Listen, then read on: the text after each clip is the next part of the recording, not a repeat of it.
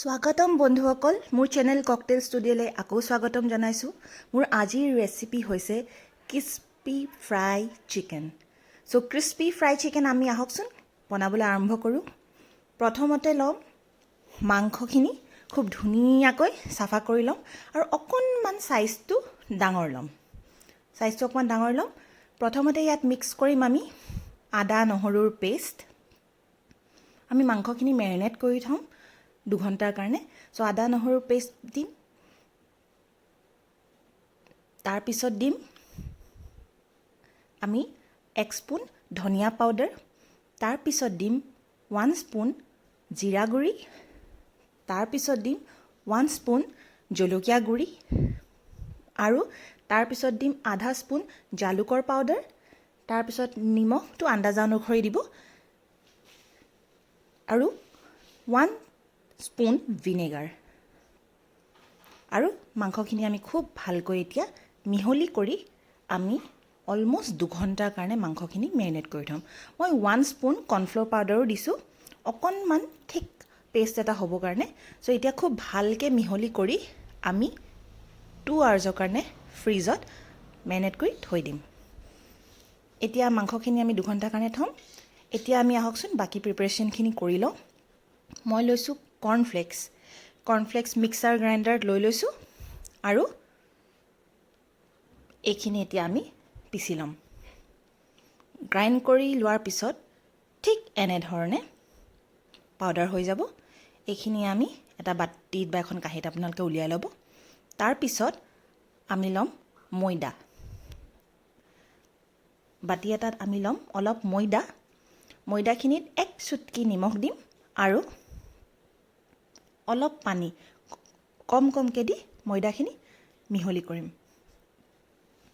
ঠিক ভাল ধৰণে ময়দাখিনি আমি মিহলি কৰি লম দেখিছেই নহয় অলপ জুলীয়া নিচিনা কৰি ৰাখিম ঠিক এনে ধৰণে ভালকৈ মিহলি কৰি ৰাখি দিম যদি আপোনালোক আজি মোৰ চেনেললৈ প্ৰথম আহিছে তেন্তে হলে মোৰ চেনেল সাবস্ক্ৰাইব কৰিবলৈ পাহৰি নাযাব কাষত থকা বেল আইকন ক্লিক কৰিবলৈও পাহৰি নাযাব এতিয়া আমাৰ ময়দাটো ৰেডি আছে পাউডাৰটো ৰেডি আছে আমি কেৰাহীত তেলো গৰম কৰিছো এতিয়া হকচোন মেৰিনেট কৰি থোৱা চিকেনখিনি লম 1 পিস প্ৰথমতে আমি ময়দাৰ যিটো ময়দা আছে তাত আমি ডিপ কৰি লম খুব ভাল ধৰণে ডিপ কৰি লম যাতে ময়দাৰ এটা কোটিং খুব ধুনীয়াকৈ চিকেনটোত লাগি ধৰে ডিপ কৰি লোৱাৰ পিছত আমি cornflour যিটো পাউডাৰ cornflourখিনি যিটো পাউডাৰ কৰি থৈছো তালৈ লৈ যাম আৰু খুব ভাল ধৰণে চাৰিওফালে আমি হানি লম চাৰিওফালে যাতে cornflourখিনি লাগে হেতু চাব আপোনালোকে ধুনীয়াকৈ আমাৰ এটা লাগি গৈছে এতিয়া আমি এই পিচটো লম আৰু তেলত আমি ফ্ৰাই কৰিম তেল যেহেতু আমাৰ কেৰাহীত গৰম হৈ আছে গতিকে এনেকৈ আমি ফ্ৰাই কৰিম আৰু আমি অলমোস্ট মিডিয়াম ফ্লেমত ফ্ৰাই কৰিম একেবাৰে কমও নহয় একেবাৰে বেছিও নহয় মিডিয়াম ফ্লেমত আৰু এক টুকুৰা মাংস লৈ লওঁ প্ৰথমতে ময়দাত আমি ডিপ কৰি লম ডিপ কৰাৰ পিছত ভালকৈ ডিপ কৰাৰ পিছত আকৌ আমি কৰ্নফ্লোৰৰ যিটো পাউডাৰ তাত আমি কৰ্নফ্লোৰখিনি খুব ভালকৈ সানি লম আৰু আমি ফ্ৰাই কৰিম চাওক ধুনীয়াকৈ ময়দাখিনি লাগি গৈছে ময়দাৰ পেষ্টটো এতিয়া ডিপ কৰি আমি ফ্ৰাই কৰিম ল'ৰা ছোৱালীয়ে খুব ভাল পায় বাহিৰতটো খাবলৈ ভৰি দাঙিয়ে থাকে আমি ঘৰতে আমি ধুনীয়াকৈ তেওঁলোকক বনাই দিব পাৰোঁ ঘৰত হাইজিন ফেক্টৰটো আমি মেইনটেইন কৰিব পাৰোঁ এনে ধৰণে আপোনালোকে বাকি মাংসখিনিও ডিপ কৰি আপোনালোকে ৰেডি কৰি থব আৰু এক পিসকৈ আপোনালোকে কমটি ফ্লেমত ফ্ৰাই কৰি যাব আমি যেহেতু মেৰিনেট অলৰেডি 2 ঘণ্টাৰ কাৰণে কৰি থৈছিলোঁ গতিকে মাংসখিনি অলপ কোমল হৈ আছে ভিনেগাৰ দিয়াৰ কাৰণটোৱে এইটো যে মাংসখিনি যাতে অকমান কোমল হৈ থাকে মছলাখিনি অলৰেডি 2 ঘণ্টাৰ পৰা লাগি আছে অলপ সময় ফ্ৰাই কৰিলে আমাৰ ফ্ৰাই মাংসখিনি ৰেডি হৈ যাব ধুনীয়াকৈ কালাৰ সলনি হৈছে আপোনালোকে মন কৰিছে একেবাৰে বজাৰত বিক্ৰী হোৱা ক্ৰিস্পি ফ্ৰাই চিকেনৰ দৰেই আমি ঘৰতে কি সুন্দৰভাৱে আমি বনাব পাৰোঁ